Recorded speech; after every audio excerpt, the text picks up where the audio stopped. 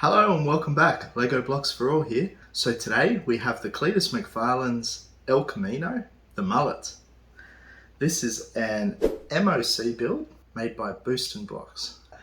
This is something that's been promoted by Cleetus McFarland himself, who is a YouTuber. Cleetus sells this on his website and it's essentially a replica of one of his own drag cars. This drag car is essentially capable of getting into the 6-second quarter mile and can go over 200 miles per hour. We'll start off with the box first and foremost. On the front of the box you'll see Boostin' Blocks as being the guys that made this, the Mullet, and just below that it points out 1986 Chevrolet El Camino. Cleetus himself pointed out that the original sets that were produced actually noted 1983. These have since been updated, not just on the box but in the instruction booklet also. It does note that it's for ages 12 plus as well. On the sides just simply has the Cleetus flag, the Freedom Factory, which is what the FF symbol is, Hell Yeah Brother, and on the back also says the same. Moving into the instruction booklet.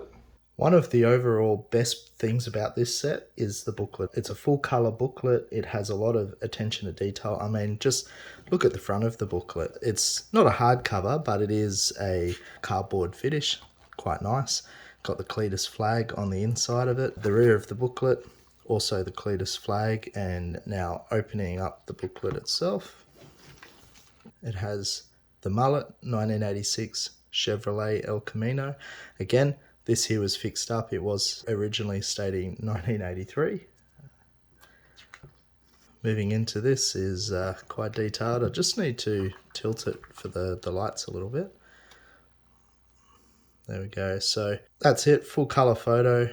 Details of the car itself. Down in the bottom right hand corner here is also another bit that Cleetus had pointed out in his original video. Both of those had been beaten by the time that this book had come out. I believe that the time and the miles per hour as per this booklet is up to date, but now he has the SMX engine in the car, Steve Morris.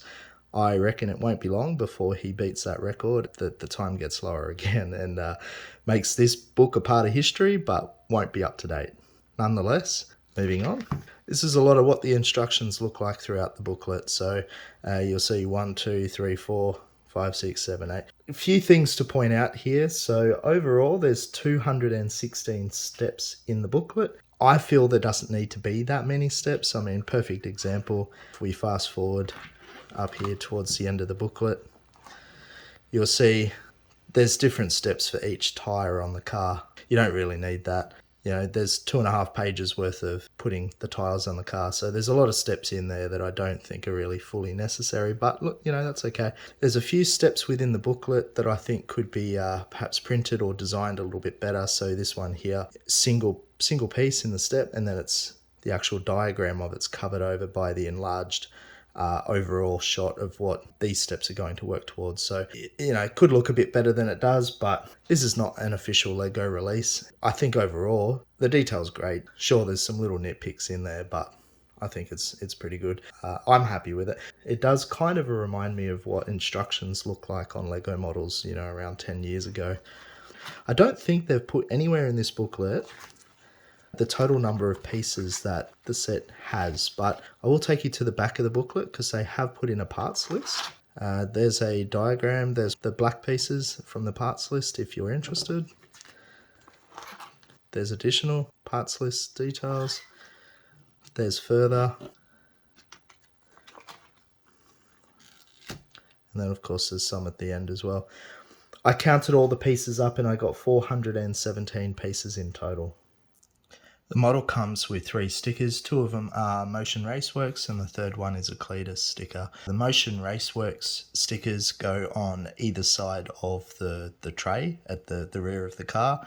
I haven't put them on yet because it will spread across several Lego bricks, and once the sticker's on, it's on. So if I decide to pull apart the model, put it back in its box, then I will need to keep those bricks together with the sticker on it. So it's just a little bit delicate, that's all. And on the back of the card, there's a few additional details there.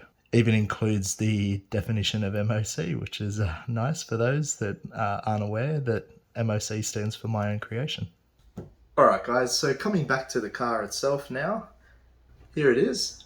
Now I've got some close-up shots of the car for you which I'll show while I'm talking through it. You'll see on the back here it's got parachutes. There's not many Lego cars that you'll see that have parachutes on the back like this one does. It has the twin turbos sticking out of the bonnet, which is true to the replica that it's representing of the El Camino itself. That of course has turbos popping out of the bonnet as well. It's a bit of a Cleetus signature really. He tends to do that on all of his drag cars. I think it's a nice look. They've created it so the bonnet comes off quite easily, at least the centerpiece of the bonnet, and you can see the engine inside. The front of the car is a great little representation of the El Camino as well. The overall back of the car as well is quite the same. The sides of the car look quite good as well. I mean, I'm no Chevrolet expert by any means, but that to me looks like an El Camino. So they've done a pretty good job. Even the black doors represent carbon fiber doors that Cleetus has on his El Camino. And of course the cover over the back of the car as well, the black cover. That also looks really, really good. The bottom of the car, they've included very thin front wheels, which is normal for a drag car, and very, very thick rear wheels on the back of the car, which again, very much represents the drag car style, and of course, the replica that it's representing. There's a couple of things on the car that I really wish they could do or would have done.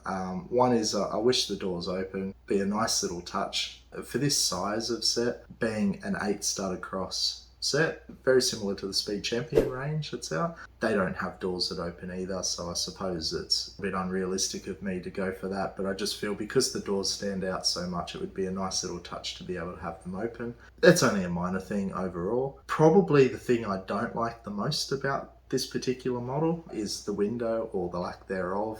The way that they've put the front pillars on the car is, I mean, it's okay, and you can obviously, you get the idea of it. I really wish that there was a window. I don't know when they created this whether there was an issue finding the piece, because they have essentially mass produced these and they are for sale on Cleetus's website.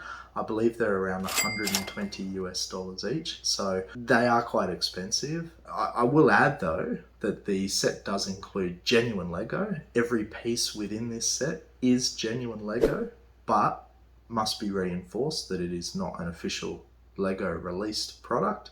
It is an MOC. It is created by someone outside of the Lego brand themselves. I think it's fantastic, and I hope there's more and more of these sort of models that are produced off the back of Speed Champions and or inspired by the Speed Champion range. Now, speaking of the Speed Champion range, how does this compare? Well, I have one here, the Skyline. They're both 8 studs wide, so in that case, very comparable. The El Camino is quite a bit longer by comparison. Now, I don't know, obviously, from a real car perspective, how much longer an El Camino is over a Skyline R34. Perhaps it is real scale. You guys let me know. I still think, overall, it's a comparable product to the Speed Champion range, and I would be quite happy and will be putting this car on the shelf alongside my Speed Champion range. I think it's a great fit. And one thing that the El Camino has over the rest of the Speed Champion range is, I bet not one of these cars that are out in the Speed Champion range can go as quick as what this one can. So 6-second quarter mile, I know this one isn't doing it, but no, look, it's pretty good. There's no printed pieces on the model, but that's perfectly normal given what it is, being an MOC and not an official Lego release. All in all, great build, worth the money. I'm stoked. I wish I could have bought two. One thing I will say as well, that when the box came, it wasn't sealed, so it really was just a flap open. There was no special seal on the box, so if you're a collector and you're really hoping to keep these sort of things on a sealed basis for future investment purposes, as per traditional Lego, a lot of the time keeping something sealed could be worth more and or a more of a collector's piece per se than something that's open. This is probably not the set for you in that regard, although do keep in mind that, you know, you keep the box, it's quite unique in its own right. Pieces aren't printed. I mean, you know, there's not a lot in here that's unique. The booklet itself, definitely keep that top quality. I guess what I'm saying amongst all this, that if you do buy this set, don't buy it in the hopes that you're going to keep it sealed and make that an authentic seal. Buy it on the basis that you are going to get it out, build it, put it on display, enjoy it. And once you're done with it, if you want to take it down, put it back in the box, have it as it is, like that. Anyway guys, I hope you enjoyed the video. I do have a bit of a speed build after this, so please stay tuned, check that out as well. You can see how it's all been put together. And if you like the video, please like and subscribe. I do have another video coming out shortly that will be related to the avatar sets, so please keep an eye on that one, and see you on the next one.